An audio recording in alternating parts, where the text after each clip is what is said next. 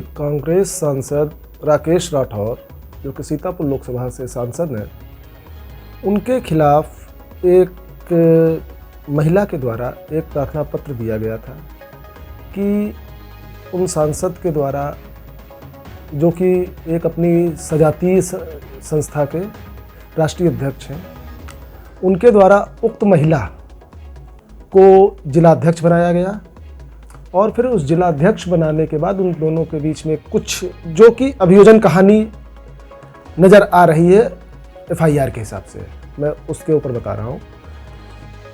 तो उसके बाद जब उन लोगों में विश्वास बढ़ा तो उन सांसद ने एक दिन मार्च 2020 को उक्त महिला को अपने घर बुलाया और वहाँ पर ज़बरदस्ती उसके साथ बलात्कार किया, उससे कुछ प्रपत्रों पर हस्ताक्षर करा लिए। जब वह महिला विरोध के लिए आगे बढ़ी तो सांसद ने धमका करके उससे कुछ प्रपत्रों पे साइन कराए और कुछ उसके अन्य वीडियोस भी बना लिए। अब इसके बाद लगातार सांसद उसका ब्लैकमेल करते रहे और जब पीड़िता के अनुसार जब उसकी सहन करने की सीमाएं समाप्त हो गई तब उसने अप्रोच की पुलिस से और एक मुकदमा पंजीकृत कराया। आज सुनवाई में क्या होगा? देखिए, आज की सुनवाई से पूर्व सांसद राकेश राठौर जी के द्वारा पहले अग्रिम जमानत प्रार्थना पत्र डाला गया था। उस अग्रिम जमानत प्रार्थना पत्र यहाँ से निरस्त हो चुका था। उसके पश्चात यह माननीय उच्च न्यायालय गए थे। माननीय उच्च न्यायालय में यह एक अंडरटेकिंग दे करके आए थे कि वह आत्मसमर्पण करेंगे, परंतु उनके द्वारा कहा जरूर आत्मसमर्पण जा रहा था, लेकिन पुलिस के द्वारा उनको आत्मसमर्पण से पूर्व गिरफ्तार किया गया। गिरफ्तार करने के बाद उनको जेल भेजा गया। आज उनकी जमानत याचिका पर सुनवाई लगी हुई थी, जिस पर आज दोनों पक्षों के द्वारा बहस की गई और उसके बाद न्यायालय के द्वारा जमानत प्रार्थना पत्र निरस्त कर दिया गया। अब आप लोगों का अगला कदम क्या होगा पीड़िता को न्याय दिलाने के लिए? अब अगला कदम ये होगा कि जब पुलिस अपनी विवेचना समाप्त कर लेगी, न्यायालय में आरोप पत्र प्रेषित करेगी, उसके बाद साक्षियों का परीक्षण किया जाएगा। साक्षियों के परीक्षण के पश्चात इस मुकदमे का फैसला आएगा और मुकदमे की अभियोजन कहानी और उसके हिसाब से अभियोजन को पूर्ण विश्वास है कि सांसद के द्वारा यह घृणित कृत्य किया गया है, अपने पद का दुरुपयोग करते हुए किया गया है। लगातार एक सक्षम व्यक्ति के द्वारा, ऐसे माननीय उच्चतम न्यायालय की भी कई विधि व्यवस्थाएं हैं, यदि लॉ मेकर ही लॉ को तोड़े तो उसके लिए दंड सामान्य व्यक्ति से अधिक होना चाहिए।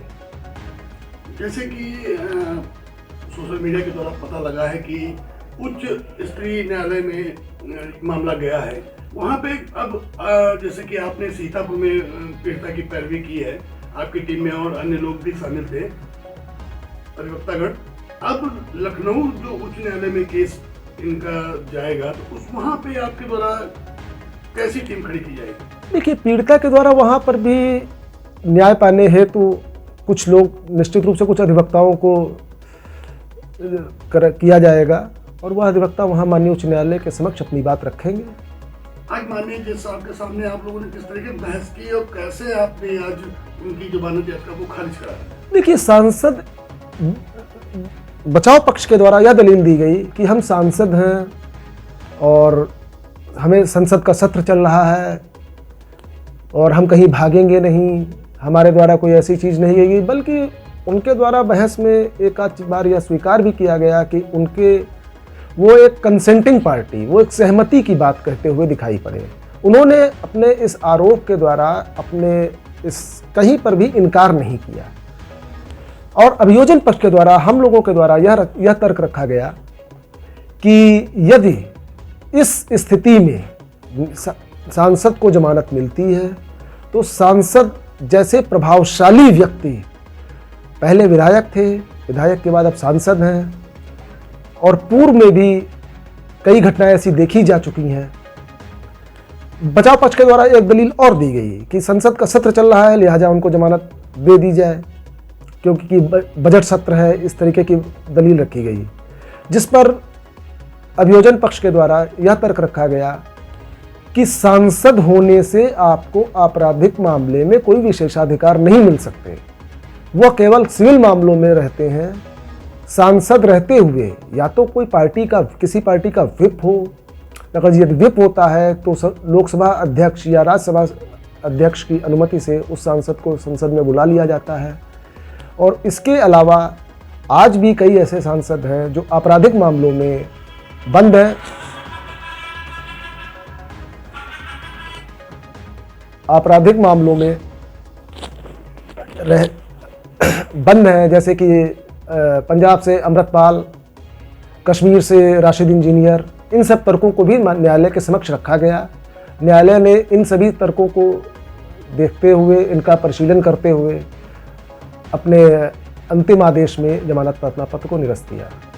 अब एक सवाल आपसे सांसद जी के बारे में। जैसे सांसद जी ने प्रेस वार्ता की थी, उन्होंने एक शायरी कही थी उनसे जी। शायरी के जैसे क्या मायने निकालेंगे? देखिए, इस शायरी के माध्यम से जहां तक प्रतीत हो रहा है कि सांसद के द्वारा एक शालीन भाषा में पीड़िता को धमकाने की कोशिश की गई, और सांसद के द्वारा यह कृत्य केवल एक ही जगह पे नहीं किया गया।